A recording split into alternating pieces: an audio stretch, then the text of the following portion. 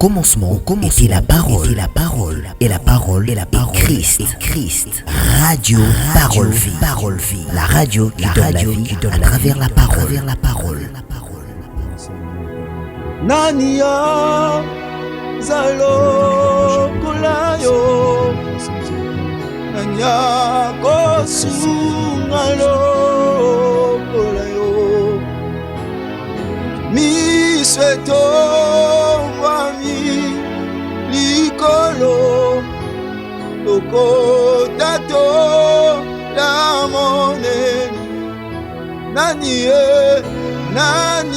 azalo kolayo nanya kosu nalo kolayo miso eto wami likolo toko tato la monene na yo kombo na yo Nzambe Seko na seko yokumama Kombo na yo Nzambe Yahweh seko yokumama Nalikolo Ela moko awana se moko tea kokani na yo na nguya na kembo yo zanzambe isobe na se Elomo na banjeru toko yemba Mosatu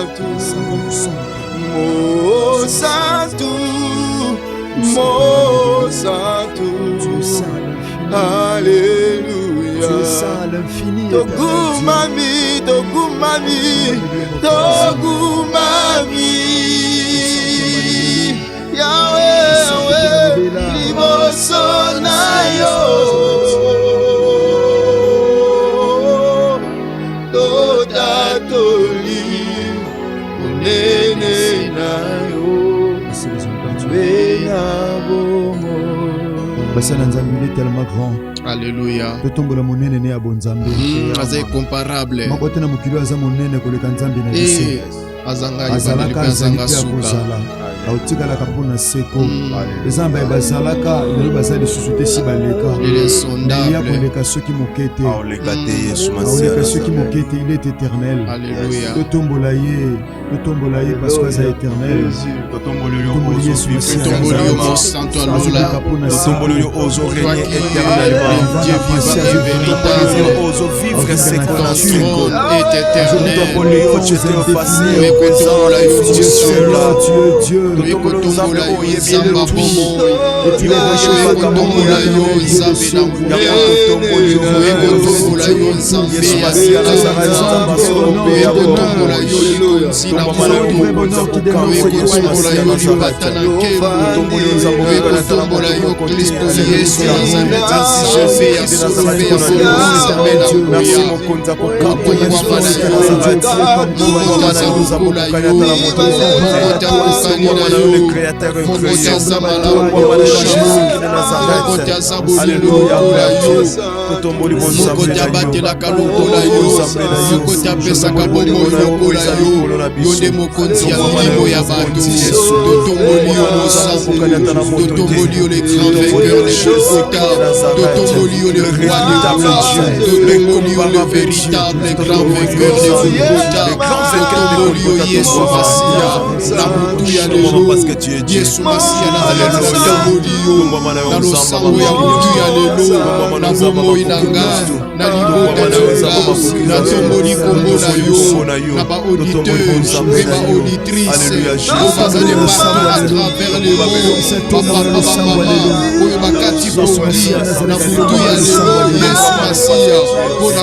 kopusana na présence na yo mpona koluka elongi na yo Yesu Kristo Nazareth yo oyo oza mokonzi ya milimo yo oza nzamba solo mpe ya bomoi yo ozali mokonzi ya milimo ya bato yo ozali mosusi ya bayebana na bapasi yo nde moshasisi na pinzoli mokausi maplota ya mitema yo nde moyanoli ya misika likolo na nyonso likolo na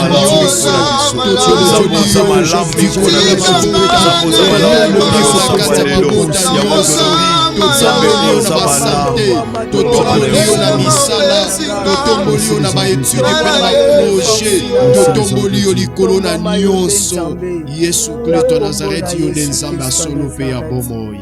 Éternel Dieu Tout-Puissant, Yahweh Shammah, Jésus-Christ de Nazareth, le plus haut des cieux, le roi séculaire, Adonai, maître du ciel et de la terre. Alléluia. Le Dieu qui peut tout. Job dit, je reconnais que tu peux tout et rien ne peut s'opposer à tes pensées. Alléluia. Sokozi mokano pambola muto apekisa zate. Amen.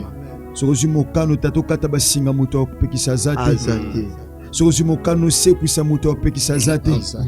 Sokozi mokano longisa muto apekisa zate. Nani. Olo merci pamba to telemi na butu to pe na tonga lelo. Pono pesa biyano na bomo ya bana na bato. To simbisi le sambo samedi solution entre tes saintes mains. Kolo ndeko noso samba na biso tata tika zo solution na kolo na ba problème, tika zo réponse na mituna, tika zo longa na bitumba. Amen.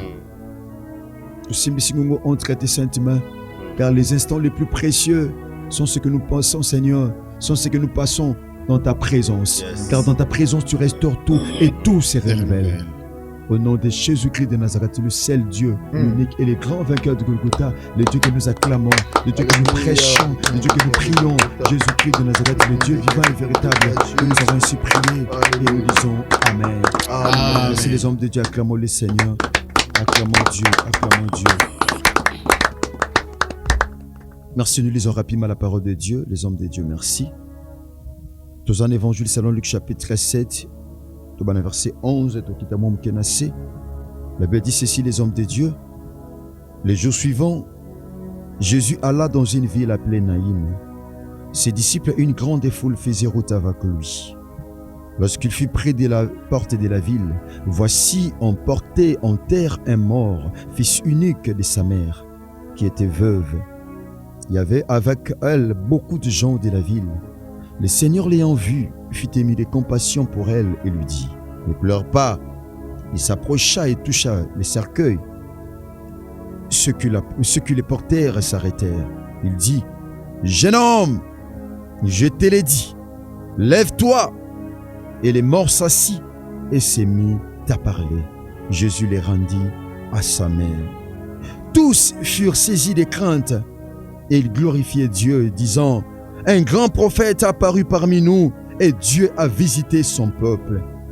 Seigneur, merci pour cette lecture. Au nom de Jésus-Christ de Nazareth, que nous avons ainsi prié, nous disons Amen. Merci les hommes de Dieu. Merci chers papa et maman, chers frères et sœurs, chers auditeurs et auditrices de la radio Parole Vie, vous qui priez avec nous, que le ciel vous bénisse énormément. Bien-aimés dans le Seigneur, tous en continuité, autre chuté lundi, na intercession international des familles, topé international poussé de l'autre sangani na samedi solution et ça le sambo to belé la kayawe parce que quand le lobby invoque comment je te répondrai, je t'annoncerai les choses cachées que tu ne connais pas. Il y a des choses que nous ne connaissons pas, bien aimés dans le Seigneur. Le Seigneur tous a connaissance nango mais dans la présence de Dieu. Bien aimé, merci ndeko comme ça Radio Parole Vie Église Ponayo. Aux akamate à Radio Parole Vie, tu peux le sambo tout ça là qu'on partage avec nous, naba amis, naba connaissance, naba relation, que le Yesu Messia Nazareth a salabino ngolu, pe a salabino bolam. Bien aimé, tolinga ito le un grand merci, naba ndekonyo so à l'occasion anniversaire nabiso. Bo sepela ki bo pambo lango borfelin, bien aimé tout ça là qui ango par la grâce de Dieu. Bongo tolinga kito pe sabino penza merci pour la confiance, bo continuer ko salabiso. Bandoko msubo tinda ki même na sima, o to pambo lango pe d'une autre manière. Que le Yesu Messia Nazareth a salabino ngolu pe a salabino penza bolam. C'est vrai, bien-aimé dans le Seigneur, maman comme toujours le belezali, bien-aimé dans le Seigneur, tu finiras pas cette année dans la détresse. Aussi sa année ôtée nakati il y a détresse. Bien-aimé, détresse c'est ali confusion. Détresse c'est ali sonne. Détresse c'est ali bien-aimé dans le Seigneur, yaya basi. bien-aimé oyo koleka te oyo eza pena ko bien-aimé ko menacer pour esalema. To pesa ba définition belete to baki détresse bien-aimé dans le Seigneur. C'est une angoisse causée par un malheur imminent. Angoisse kobanga oyo ezali bien-aimé causé na mabe bien-aimé o penze sengeli eya o penze sengeli koma. C'est une situation malheureuse. Ezali situation ya pasi ya esengote. Bien-aimé détresse ici bien-aimé situation ya esengote mais ya mawa ya pasi kwa kolela. Voilà pourquoi la Bible dit que la détresse n'apparaîtra pas deux fois. Pasi mawa soni ekozonga kate pona mbala mibale. Bien-aimé dans le Seigneur, muto azana détresse esengeli azwa secours pour te pas inanzambe. Alors que la Bible dit notre Dieu est le secours qui ne manque jamais dans la détresse. Je prie le Seigneur na mutu to pe na tonga lelo azala secours ya bien-aimé dans le Seigneur na situation ozo tungisa yo azala secours na détresse na yo azala secours na soni na yo azala secours na pasi na yo azala secours na likambo ozo tungisa yo azala secours. Bien-aimé dans le Seigneur, nini sengeli mutu asala po abima na détresse. Tu vas sengeli mutu pousse n'est pas inanzambe. De ma communauté biso bien-aimé dans le livre il y a Psaume 73 verset 28. Azaf alobi pour moi m'approcher de mon Dieu c'est mon bien. Ponanga ko pousse n'est pas inanzambe ndebolamu nangai. Ndebolamu nanga. Bien-aimé dans le Seigneur, tout ça la résumé. Tout ça la première bien-aimé partie à résumer auto chuter nango totalement mokolo ya lundi. To beti li solo ya mwasi moko mama moko. Maman ngo bien-aimé dans le Seigneur aza veuve. Maman ngo bien-aimé dans le Seigneur akufela déjà mobali. Na mobali baboteka mwana moko. Bien-aimé. Batalisi biso te mobali akufaki bien-aimé na âge nini. Babika mobali akufi. Maman na tikali. Atikali bien-aimé dans le Seigneur azui décision abala soutien na vie parce que veuve azali mwasi ou akufeli mobali pe azui décision abala li soutien yo na veuve azui décision ngende na zabwe na tikali kakaboy na abala li soutien abina boko la mwana tam susu mwana yenda osunganga lobi abina abala soutien azui décision ami pimeli ba posa nzoto ami pimeli ba posa mususu abesenge na bunda na vie pour naluka moyen et permettre ngai mwana wa boko ma malamu et que ça peut décision mususu zo na vie mamango richesse à mwana ya mama o nyonso ezaki kati na mwana na ye maman o investir na vie ya mwana investir na mayela mwana investir na mayela mwana bien-aimé tam mususu investissa na domaine moko songolo mais domaine wana de sevayo tam mususu investissa na likambo moko songolo investissement nyonso o sala ekoya na mai. Maman o investi énergie na ye, jeunesse na ye, force na ye, makasi na ye nyonso, ba possibilité, ba capacité nyonso pona mwana akola malamu. Bien-aimé, pona mwana zala malamu. Mwana komi jeune homme. Tamsu mobala kufaki mwana zaki non adolescent, tamsu mwana zaki non mukie makasi, azu mwana kolisi mwana. Akolisi mwana. Espoir que mwana oyo asungaye. Bien-aimé dans le Seigneur, Dieu a des surprises dans mukile zalaka. Il y a des surprises agréables, il y a aussi des surprises désagréables. Na bondeli Yesu Masi à Nazareth a permettre que na moi de jouer aux à la surprise d'une manière désagréable. Ça va permettre que surprise à mabe comme la yo. Ça va permettre que surprise à mabe comme la bande na yo. Ça va permettre que surprise à mabe kota na libala na yo. Ça va permettre que surprise à mabe comme na santé na yo. Ça va permettre que à la surprise désagréablement. Kaka nongo zondi mon frère, ma soeur. Que tu ne sois pas surpris d'une manière désagréable, que tu ne sois pas surprise à ma soeur désagréablement. Cette femme était surprise, cette maman veuve était surprise. Maman Zakina ba projet, Zakina ba ambition pour na mwana. Et que salama ke mwana kofi. Ezaki likama pour na maman. C'était un grand accident pour na maman oyo. Maman Zalaki inconsolable, pourquoi? Parce qu'à côté d'un accident. À côté d'un accident makasi mwana kufi. Maman azaki na kati ya désolation, azaki na kati ya détresse. maman azaki inconsolable détresse maka confusion na vie ya moto maman azomona ke vie esuki mpo na nga amona ke mpo na nga esuki mpo na nga libala esuki mpo na nga musala esuki mpo na nga fiancé esuki to mosusu mpo milobela makambo ndenge wana lokola mwana kufi esili nango lokola esalami boye esili mais ndenge biso mon frère ma soeur ce qui est fini n'est pas encore fini esili pa na yo pa nzambe nanu esili te bien aimé ozangi nzambe aza capable kopesa ongo nazobisa batu nyonso te ozomona miso bo moto c'est impossible pa nzambe eza possible la Bible dit rien n'est impossible à Dieu et tout est possible à celui qui croit ce qu'on dit même l'impossible est comme possible ce qu'on dit esalamaka te ekosalema moi je suis akoma ki inconsolable moi je suis akoma ki na détresse moi je suis osalela déjà mobali azolela susu mwana moi je suis akomi inconsolable pendant que moi je suis inconsolable bien aimé dans le Seigneur la Bible dit bazui mwana na ye bake kokunda mwana nazoluka kundelo mwana nazoluka kundelo mwasi nazoluka kundelo mobali nazoluka kundelo commerce nazoluka kundelo ba dossier nazoluka kundelo nationalité nazoluka kundelo ba faire nazoluka kunda misala na yo nazoluka kunda santé na yo nazoluka kunda vie na yo nazoluka kunda classe abana nazoluka kunda fiançailles na yo nazoluka kunda mwana mwasi baluka ki bakunda ne ba mikundela ki ete nazobisa mutu moko ba komi kundila ote ba komi kundila mwana te ba komi kundila libala te ba komi kundila yango te soko ndime sala mela yo ya yo ba kokunda te ata ba simbi yango ya kokufa mais kokunda mate pourquoi parce que oya sekusaka nanu alekite aoleka na nzela na yo mon frère wasekusaka mabale kufa akoleka na nzela libala na yo wasekusaka ba santé kufa akoleka na nzela santé na yo wasekusaka misala ebeba akoleka na nzela musala na yo soko ndimi esalamela yo papa soko ndimi esalamela yo mama akoleka na nzela libala na yo ata age pusani akoleka na nzela na yo akoleka mon frère nanu esilite ko peut être exploité. La Bible dit il y a de l'espérance pour tous ceux qui vivent. Alléluia. Vaut mieux un chien vivant qu'un lion mort. Job a dit l'arbre a de l'espérance. Vous êtes zakanelika ceux qui bakati et puis ça va rejeter. Na job bisa mutumoko ata bakati yo ba rejeter ko bima. Ata bakati libala rejeter ko bima. Ata bakati musala rejeter ko bima. Ata bakati ba projet rejeter ko sala nini et ko bima. Et obima les hommes de Dieu. Rejeter ko bima.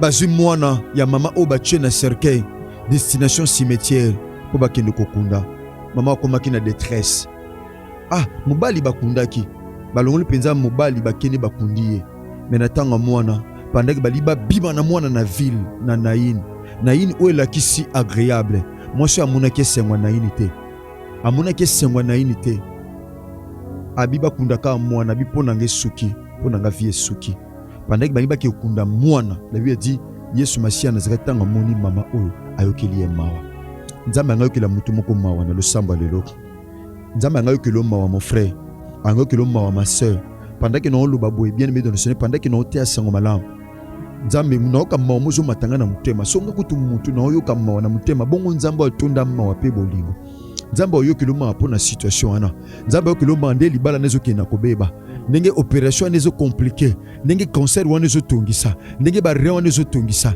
ndenge AVC wana ezo lunge frapper ndenge situation ezo lunge frapper nzambe okiloma va permettre que te passe wana comme la yo nzambe okiloma bien aimé na bondo le pause amsoko za position le sambo ozo se pa ina nzambe okiloma ba sene yo kila vie nanga mawa yo kila santé nanga mawa yo kila libala nanga mawa yo kila ba projet nanga mawa ozo senge pa ina nzambe ozo le bankolo yo kila nanga mawa parce que ozali nzambe ya mawa ozali nzambe ya bolingo nde papa na biso deni ayembi abi ozali nzambe ya mawa na tatoli ngolo na yo na tatoli bolingo na yo ozwisa nkolo Seigneur kitisa mawa na vie nanga kitisa mawa na famille nanga kopesa nzela te na lela kopesa nzela te bakunda santé nanga kopesa nzela te bakunda musala nanga kopesa nzela te bakunda ba faire nanga kopesa nzela te bakunda ba projet nanga kopesa nzela te bakunda classe abana nanga kopesa nzela te bakunda fiançailles nanga kopesa nzela te bien aimé sambela nde molimo musanto zo maitona mutemo sambela to bondeli au nom de Jésus-Christ de Nazareth. Alléluia. Yesu Masia na Nazareth. yo mosanto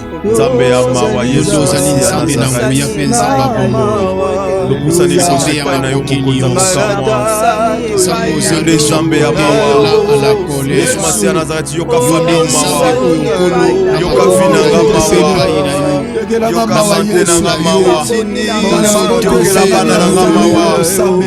yokela libala na ngamawa yokela fami na ngamawa Yesu yanzela te bakundanga Yesu Yesu Kristo Nazareth, Zambe ya Mungu, Zambe na Mungu, Zambe ya mawa, Zambe ya makokini yonsa, Yamonelio Yesu Masiya, Salanga Mungu, Yahweh Zambe Tata, Nafina Ngai, Yahweh Nakata Yimona Nanga, Nakata Yimona na Yekovene na yo, na Yekoseka Yepai na yo, Nazoseka Sekuna na yo, Nazoseka Sekuna na yo, intervention na yo, na Kilanga, na Libota na nga, na couple tope na foyer na nga, Yesu Masiya, to trouver moulu, to trouver grâce, pe faveur na yo, mokote na yo, likolo na biso Yahweh, Zambe Tata, na kata Libota na fami na nga, na yekosia ya fulu, pekosanga mawa na yo, yokelanga mawa, sala yo, sala libota na nga, sala libota na nga, libota na nga keswa mawa, libota na nga keswa grâce, libota na nga intervention, libota na nga etrouver faveur, libota na nga etrouver grâce et faveur, libota na nga etrouver grâce et faveur, bonté na yo, la vie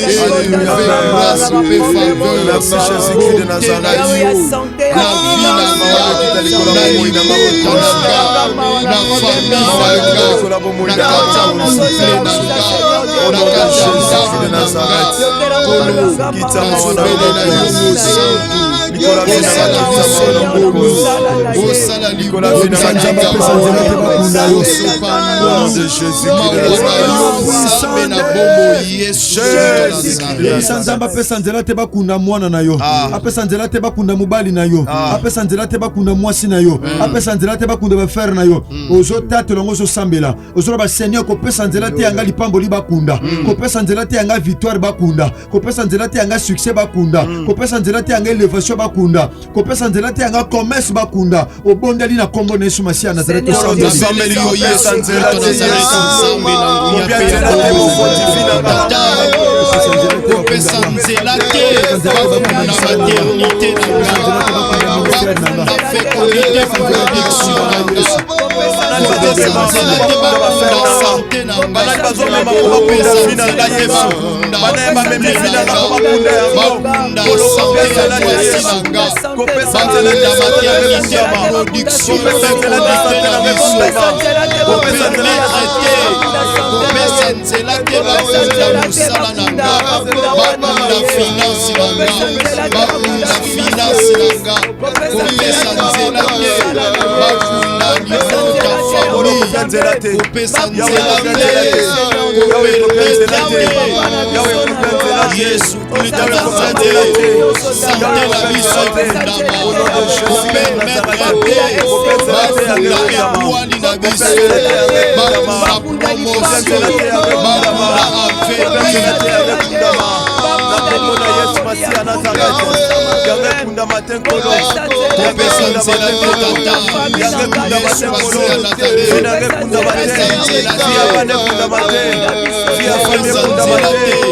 santé na nga ekundama, couple na nga ekundama, foyer na nga ekundama, kopesa nzela te, Yawe bakunda bana na nga, makolo nzela te Yesu, kopesa nzela te ekundama, Masiya Nazareth,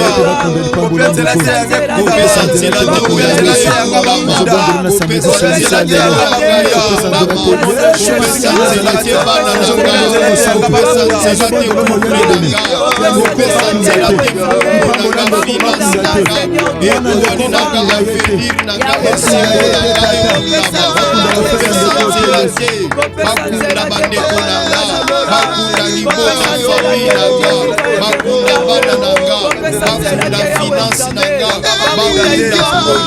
bakunda finance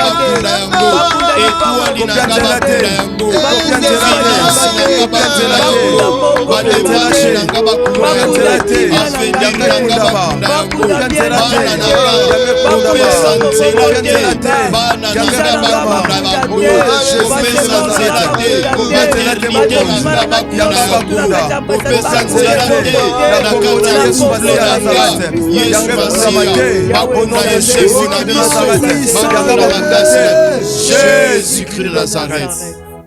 Tu continues deuxième phase. Merci beaucoup l'homme de Dieu. Je vous en prie l'homme de Dieu. Cher papa, chère maman, chers auditeurs, il y a Radio Parole Vie. Ndeko yo, osali sacrifice na butu ya lelo po sambela na biso elongo. Tant oyo ezatan moko ozo perdre yango te. Mais ezatan ozo bénéficier grâce et faveur. Ya nzambe ya bomo Yesu Christ Nazareth na kati ya bomo ina yo. Soki lobi o yeshuaki, cette fois-ci ko yeshué lisusu te. Victoire ezo kota na kana yo. Ozo réussir na ba projet ozana yango. O tomboli lobako mobile s'il vous plaît, ozo sambela na biso elongo. Lobakolo Yesu Masi ya Nazareth. Kolo Yesu Masi ya Nazareth. Loboko na tomboli. Loboko na tomboli. Na butu ya lelo. Na butu ya lelo. Nazo déclarer. Nazo déclarer. Kolandisa mana liloba na yo. Kolandisa mana liloba na yo. Na vi na ngai. Na vi na ngai. Pasi kozongela ngai. Pasi kozongela ngai. Malami balete. Malami balete. Maladie. Maladie. Ekozongela ngai lisusu te. Ekozongela ngai lisusu te. Échec. Échec. Ekozonga lisusu te. Ekozonga lisusu te. Stérilité. Stérilité. Ekozonga lisusu célibat libota nanga ekozonga lisusu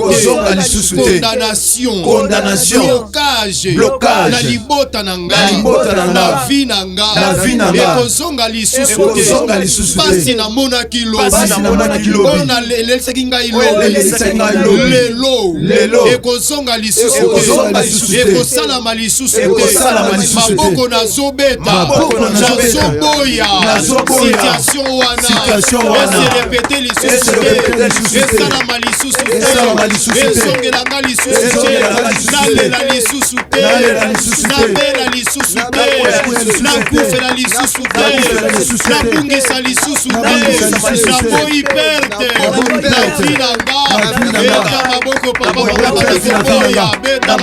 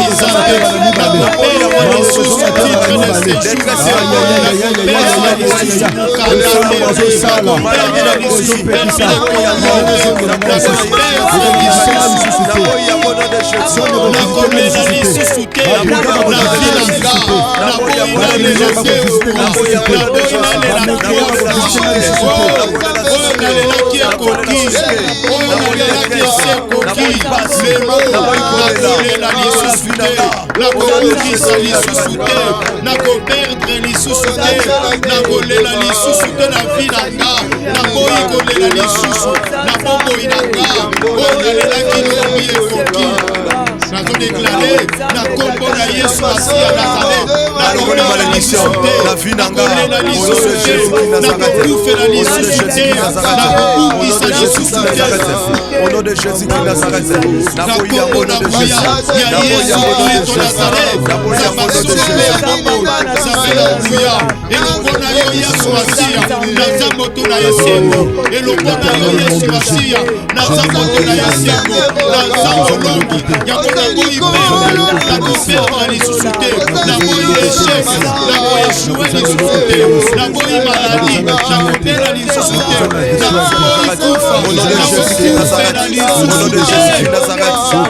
Jésus de Nazareth,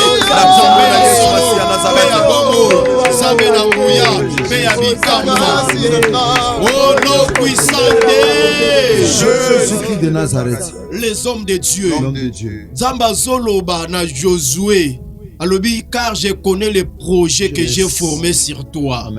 C'est des projets de paix et non des projets de malheur. Bien-aimé dans le Seigneur, plein ya nzambe na vie na yo ezali ke ozala moto na esengo. Ezali ke yo obala, ozala na ndako ya libala. Ezali ke ozala na bana babenga yo mama ya kingani, mama ya papa ya bakingani. Plan ya nzambe ezali ke yo ozwa musala, ozwa emploi, ozwa promotion, osimba salaire. Posa ya nzambe to pe plan ya nzambe ezake inase na tango awa ozala moto na esengo sur tous les plans. Mais nani yango oyaza derrière souffrance ya vie na yo. Nani yango azoluka toujours kolelisaka yo. Bien-aimé mutu nyonso oaza sima ya pasi na yo, oaza sima ya kolela na yo, oaza sima ya souffrance, ya humiliation, ya échec, ya célibat, ya stérilité, ya chômage na vie na yo, na butu ya lelo okosambela. Tombola lobaka mobali s'il vous plaît. Loba kolo Yesu Masiya ya Nazareth. Kolo Yesu Masiya ya Nazareth. Pusani na présence na yo. Loboko na tomboli. Nazo déclaré. Moto nyonso. Oyaza sima. Ya mapasi ya vinanga. Moto nyonso. Oyaza sima ya kolela. Moto nyonso. Oyaza sima ya maladie. Moto nyonso. Oyaza sima ya célibat. Moto nyonso. Oyaza sima ya stérilité. Moto nyonso oza sima ya chômage, moto nyonso oza derrière perte ya vie nanga to mpe ya libota nanga na butu ya lelo nga nazodéklare nayeba ye te bisika nyonso ye azali kake ya moto na nzambe ebetela ye epanza bango ebebisa misala Au nom puissant de Jésus-Christ de au nom Nazareth. puissant de Jésus-Christ de Kolo Nazareth. Yesu Masiya Kolo Yesu Masiya Nazareth. Nazareth. Moto nyonso. Ozo lukangana lela. Moto nyonso. Ozo sima ya pasi na nga. Bisika nyonso azali. Mabele fongwamela bango. Mabele fongwamela bango. Et engloutir bango. Emela bango. Au nom puissant de Jésus-Christ de Nazareth. Kolo Yesu Masiya Nazareth. Nazo déclaré. Moto nyonso. Olingi nga na lela. Olingi nga na échoué. Nalata soni. Lelo. Na kombo Yesu Masiya Nazareth. Bisika nyonso bazali. Likolo fongwama. Kake ya moto na Nzambe. Ekitela bango. Kake ya moto na Nzambe. Ebetela bango. Kake ya moto na Nzambe. Epanza bango. Etumba bango. Ezikisa bango. Loba feu.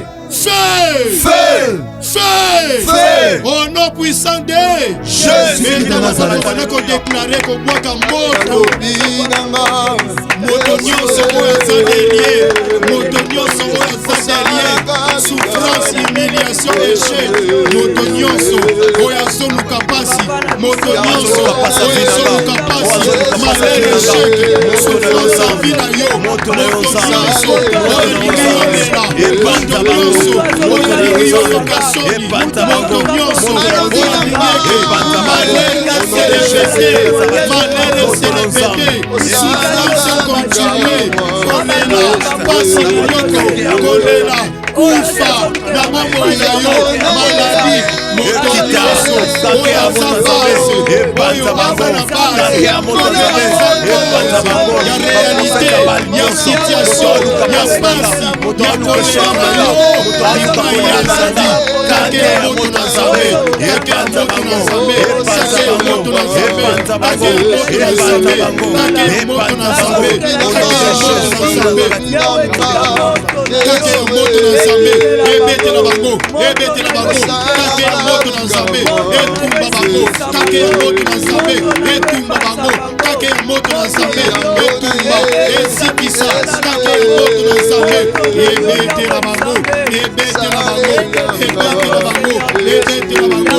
Au nom puissant de Jésus-Christ de Nazareth. Les hommes de Dieu. L'homme de Dieu. Mama Oyo a perdaki d'abord mobali na ye. Perti ya mibale lingi koya lisusu na vie na ye a perdre mwana. Gloire à Dieu parce que Christ qui est la solution. À tous nos Oyo problèmes. aza intervention divine. Ayaki na intervention. Ayaki na secours. Ya mama Oyo sans cela. Mais le mama Oyo a perdre mbala mibale. Yes. A perdre mobali, a perdre lisusu mwasi. Bien aimé na butu ya lelo. Ozoteleme la perte. Na vie na yo. Soki za maladie. Oteleme la malade. Soki za esprit de mort. Oteleme la esprit de mort na vie na yo.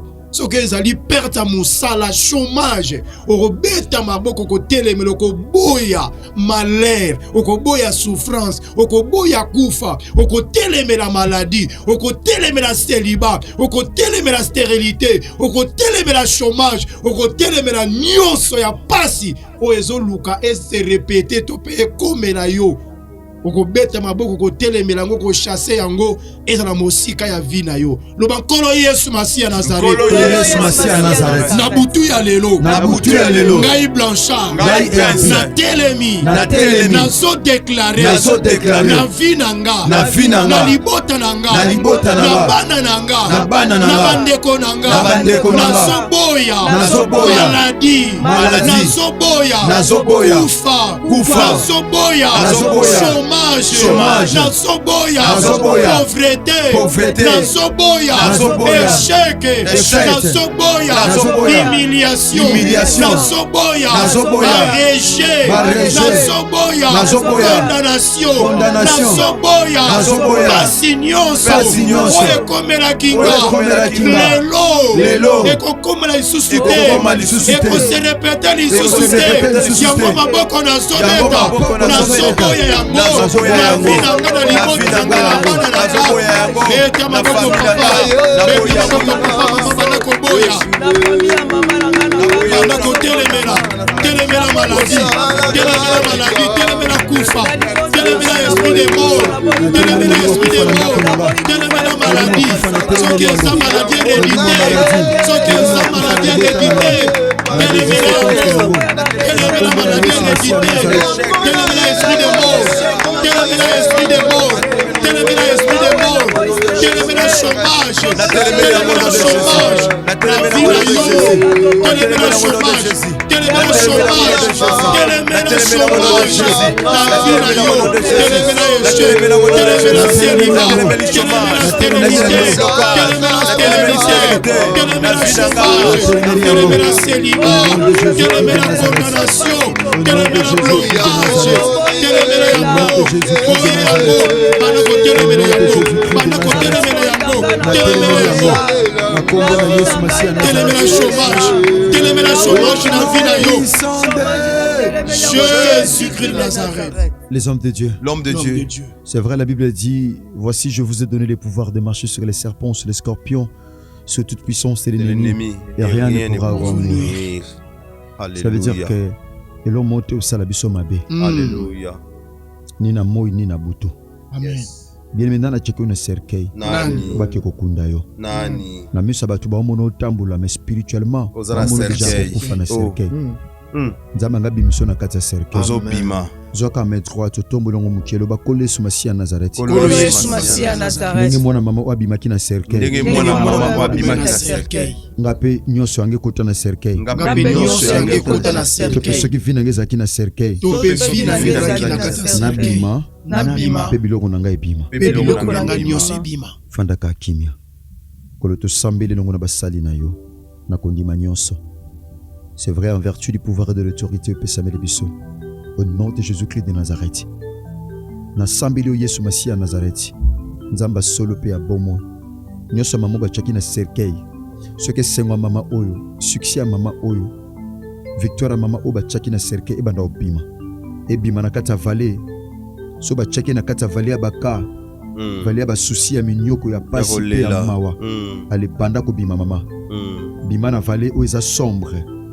Bima na vallée, bima papa, bima maman. Allez, sois libre. Il est écrit, c'est pour la liberté que Christ nous a affranchis. Et si le Fils vous a affranchis, c'est réellement libre. Yes. Que les vents de la liberté soufflent maintenant. Et c'est au nom de Jésus-Christ de Nazareth. Yes.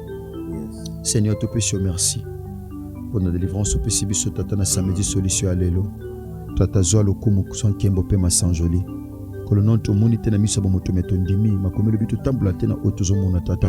Na otozo ndima. Tondimo pesi biso elonga tondimi olongisi biso nkolo zwa lokumu Yesu Masia Nazareth zwa nkembo zwa masanjoli au nom de Jésus-Christ de Nazareth le Dieu vivant et véritable ndekolo tosame na kondima peto lobi amen. Amen. Merci les hommes de Dieu, acclamez le Seigneur. Merci les hommes de Dieu, merci chers papa et maman, chers frères et sœurs. Tout comme pratiquement na suka et le sambo na biso bien aimé dans le Seigneur nde tosambeli belokola mo mesano tozakana jeune jeune abisso et fongama kino ngonga il y a 18h30 comme ça to bandi prier 18h de façon que 18h30 45 to silisa programme nabisso à jeune de to bondeli à chaque fois disponibilité ko sambe les ali jusqu'à le sambo tout ça to bandeli yango bien aimé dans le Seigneur to ko évoluer ndengwana par la grâce de Dieu tika ngolo tika bolingo tika bolamu ya Christ et bana ko accompagner bino toujours de mettre ce qui Christ a maisongelité bien aimé dans le Seigneur tokutani bongo bien aimé lundi na intercession internationale des familles tika bolingo boli pe bolama Christ bila bino ce qui Christ a maisongelité bien aimé dans le Seigneur to de mettre olamu na ye et aux angate ko bila biso. Merci maman Karintia zo pesa numéro rapidement plus 243 9 9 9 14 59 30. Merci tika lola et salabino bolamu so Christ a maisongelité Bien-aimé dans le Seigneur, ton été, tokutana lundi na continuité à tempo to chité nango, tout ça la résumé nango, otobandaki depuis mardi. Merci, soyez bénis, que Jésus-Christ de Nazareth vous bénisse. Merci. Au commencement était la parole, et la parole est Christ. Radio Parole Vie, la radio qui donne la vie à travers la parole.